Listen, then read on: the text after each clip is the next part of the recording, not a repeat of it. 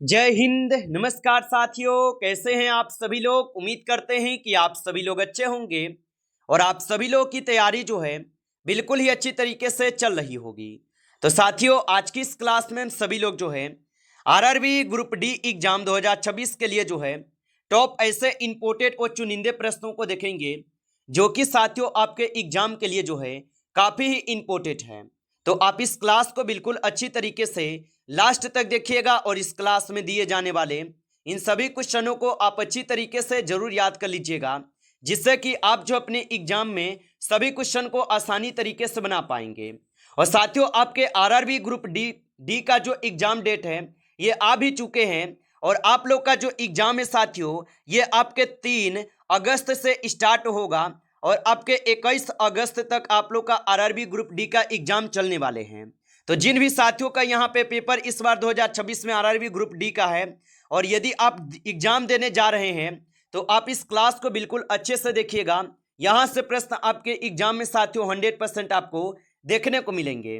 तो चलिए क्लास को स्टार्ट करते हैं और देखिएगा कि क्वेश्चन जो है क्या पूछे गए हैं। क्वेश्चन यहाँ पे आपसे पूछे गए हैं कि भारत का प्रथम राष्ट्रीय उद्यान जो है कौन सा है। चलिए बताइएगा। ये सभी के सभी क्वेश्चन जो है साथियों काफी इंपोर्टेंट और चुनिंदे क्वेश्चन है और यहां से क्वेश्चन आपके एग्जाम में 100% आपको पूछे जाएंगे। और बताइए आप यहां पे कि भारत का प्रथम राष्ट्रीय उद्यान कौन सा है। तो भारत का प्रथम राष्ट्रीय उद्यान जो है जिम कॉर्बेट राष्ट्रीय उद्यान होगा। ऑप्शन ए को यहाँ पे आप सही जवाब करेंगे, जिम कॉर्बेट राष्ट्रीय उद्यान है। चलिए अगला प्रश्न यहाँ पे देखिएगा और यहाँ पे प्रश्न आपसे पूछे गए भारतीय संविधान के किस अनुसूची में पंचायतों के अधिकारों का उल्लेख है। चलिए बताइएगा आप यहाँ पे। तो भारतीय संविधान के किस अनुसूची में पंचायतों के अधिकार का उल्लेख है। तो यह हो जाएंगे 11वीं अनुसूची में। ऑप्शन यहाँ पे आप लोग का जो है बी सही जवाब होगा 11वीं अनुसूची में। चलिए अगला प्रश्न यहाँ पे देखेंगे और यहाँ पे प्रश्न है कि ऑपरेशन फ्लड का संबंध जो है किससे है। चलिए बताइएगा आप यहाँ पे। तो ऑपरेशन फ्लड का जो संबंध होगा यह हो जाएंगे दुग्ध उत्पादन से। ऑप्शन ए यहाँ पे इस क्वेश्चन का जो है सही जवाब है। चलिए अगला प्रश्न यहाँ पे है और प्रश्न है कि मानव शरीर की सबसे बड़ी धमनी जो है कौन सी है। चलिए बताइएगा आप यहाँ पे। तो मानव शरीर की सबसे बड़ी धमनी कौन सी है। तो यहाँ पे सही जवाब ऑप्शन यहाँ पे बी होगा, महाधमनी हो जाएगा। ऑप्शन बी सही जवाब है। चलिए अगला प्रश्न यहाँ पे देखेंगे कि संविधान सभा के संवैधानिक सलाहकार जो है कौन थे। तो संविधान सभा के संवैधानिक सलाहकार जो है बी.एन. राव थे। ऑप्शन यहाँ पे आप सभी लोग का जो है ए सही जवाब होगा, बी.एन. राव थे। चलिए अगला प्रश्न यहाँ पे देखेंगे और यहाँ पे प्रश्न है कि काला सोना किसे कहा जाता है। चलिए बताइएगा आप यहाँ पे। तो काला सोना किसे कहते हैं। तो काला सोना कहते हैं आपके कोयला को। ऑप्शन यहाँ पे ए जो है इस क्वेश्चन का सही जवाब है, कोयला को कहते हैं। चलिए अगला प्रश्न यहाँ पे देखेंगे। प्रश्न है कि भारतीय रिजर्व बैंक की स्थापना किस वर्ष हुई थी। चलिए बताइएगा आप यहाँ पे। तो भारतीय रिजर्व बैंक की जो स्थापना होती है, इनकी स्थापना कब होते हैं। तो 1935 में इनकी स्थापना होता है, जबकि इनकी राष्ट्रीयकरण आप देखेंगे तो इनका राष्ट्रीयकरण 1949 में होता है। राष्ट्रीयकरण याद रखेंगे। चलिए अगला प्रश्न यहाँ पे देखेंगे और यहाँ पे प्रश्न है कि रक्त का पीएच मान लगभग जो है कितना होता है। चलिए बताइएगा आप यहाँ पे कि रक्त का जो पीएच मान है ये 7.4 होते हैं। ऑप्शन यहाँ पे सी सही जवाब होगा, 7.4 होते हैं। चलिए अगला प्रश्न यहाँ पे देखेंगे कि स्वर्ण मंदिर जो है ये किस शहर में स्थित है। तो याद रखेंगे कि स्वर्ण मंदिर जो है ये किस शहर में स्थित होगा।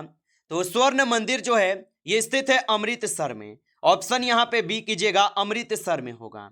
चलिए अगला प्रश्न यहाँ पे देखेंगे। प्रश्न है कि भारत का नेपोलियन किसे कहा जाता है। तो भारत का नेपोलियन किसे कहते हैं। तो समुद्रगुप्त को भारत का नेपोलियन कहे जाते हैं और ये क्वेश्चन आपके एग्जाम में बार बार पूछे जाते हैं, तो इसको आप अच्छे से याद रखेंगे। चलिए अगला प्रश्न यहाँ पे देखेंगे। मौलिक कर्तव्य जो है ये किस संविधान संशोधन द्वारा जोड़े गए हैं। चलिए बताइएगा। ये सभी के सभी क्वेश्चन काफी इंपोर्टेंट और वीवीआई सेलेक्टेड क्वेश्चन है और यहाँ से क्वेश्चन आपके एग्जाम में साथियों 100% जो है पूछे ही जाएंगे, तो आप अच्छे से इनको याद करते चलिएगा। और बताइएगा आप यहाँ पे कि मौलिक कर्तव्य जो है ये किस संविधान संशोधन द्वारा जोड़े गए हैं। तो ये जोड़े गए हैं 42वां संविधान संशोधन द्वारा ऑप्शन यहाँ पे बी सही जवाब है 42वां संविधान संशोधन द्वारा। चलिए अगला प्रश्न यहाँ पे दिए गए, विटामिन डी का प्रमुख कार्य जो है क्या है? चलिए बताइएगा आप यहाँ पे। तो विटामिन डी का प्रमुख कार्य क्या होगा? तो विटामिन डी का प्रमुख कार्य जो है कैल्शियम के अवशोषण हो जाएंगे। ऑप्शन यहाँ पे सी कीजिएगा, कैल्शियम के अवशोषण में सहायता। ऑप्शन आपका सी सही जवाब है। आगे देखिए अगला क्वेश्चन यहाँ पे दिए गए, सारे जहां से अच्छा के रचयिता जो है कौन है? चलिए बताइएगा आप यहाँ पे। और आप अभी तक इस क्लास को लाइक नहीं किए हैं तो इस क्लास को एक बार आप लाइक कर लीजिएगा। नए हैं आप इस चैनल पे तो चैनल को सब्सक्राइब करके ऑल नोटिफिकेशन को भी ऑल पे दबा के जुड़ जाइए, जिससे कि जब भी कोई नई क्लास हो सबसे पहले क्लास का नोटिफिकेशन आपके पास जो है पहुंच सके। तो चैनल को सब्सक्राइब कर लीजिएगा और बताइएगा आप यहाँ पे कि सारे जहां से अच्छा के रचयिता कौन है? तो सारे जहां से अच्छा के रचयिता मोहम्मद इकबाल हो जाएगा। ऑप्शन यहाँ पे बी जो है सही जवाब है, याद रखेंगे। चलिए अगला प्रश्न यहाँ पे देखेंगे कि इसरो का मुख्यालय जो है कहाँ स्थित है? तो इसरो का मुख्यालय जो है बेंगलुरु में स्थित होगा। ऑप्शन यहाँ पे बी सही जवाब होगा, बेंगलुरु में स्थित है। आप अच्छे से इनको याद रखेंगे। चलिए अगला प्रश्न यहाँ पे देखेंगे, निम्न में से कौन सी गैस अम्लीय वर्षा का प्रमुख कारण है? तो निम्न में से कौन सी गैस अम्लीय वर्षा का प्रमुख कारण है? तो यहाँ पे सल्फर डाइऑक्साइड हो जाएगा। ऑप्शन बी कीजिएगा, सल्फर डाइऑक्साइड होगा। चलिए अगला क्वेश्चन यहाँ पे देखेंगे, भारत में प्रथम मेट्रो रेल सेवा जो है किस शहर में शुरू हुई? तो भारत में प्रथम मेट्रो रेल सेवा किस शहर में शुरू हुई थी? तो ये हुए थे कोलकाता में। ऑप्शन यहाँ पे बी सही जवाब है, याद रखेंगे। वेरी वेरी इंपॉर्टेंट है, इसको आप अच्छे से याद कर लेंगे। चलिए आगे देखिए अगला प्रश्न यहाँ पे है और प्रश्न है कि माई एक्सपेयरिंग विथ टूथ जो है किसकी आत्मकथा है? स्टार लाइन देकर इसको आप याद करेंगे कि माई एक्सपेयरिंग विथ टूथ किसकी आत्मकथा है? तो ये हो जाएंगे महात्मा गांधी जी की आत्मकथा। ऑप्शन आपका बी सही जवाब है। चलिए अगला प्रश्न यहाँ पे है कि ओजोन परत जो है मुख्यतः किस मंडल में पाई जाती है? तो ओजोन परत मुख्यतः किस मंडल में पाई जाती है? तो ओजोन परत जो है ये समताप मंडल में पाए जाते हैं। ऑप्शन यहाँ पे बी सही जवाब है, समताप मंडल में। अगला प्रश्न यहाँ पे है कि ऑपरेशन यहाँ पे कैक्टस किस देश से संबंधित था? तो ऑपरेशन कैक्टस किस देश से संबंधित था? तो ये हो जाएंगे आपके मालदीव से। ऑप्शन यहाँ पे जो है बी सही जवाब होगा, मालदीव से है, याद रखेंगे। चलिए आगे बढ़ते हैं और अगला प्रश्न यहाँ पे देखिएगा और यहाँ पे प्रश्न पूछे गए हैं, भारतीय संविधान के किस अनुसूची में नगर निकायों का उल्लेख है?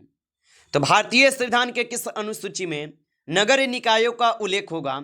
तो यहाँ पे इस क्वेश्चन का आप सही जवाब ऑप्शन यहाँ पे आप सभी लोग सी करेंगे, 12वीं अनुसूची में होगा जो नगर निकायों के लिए है।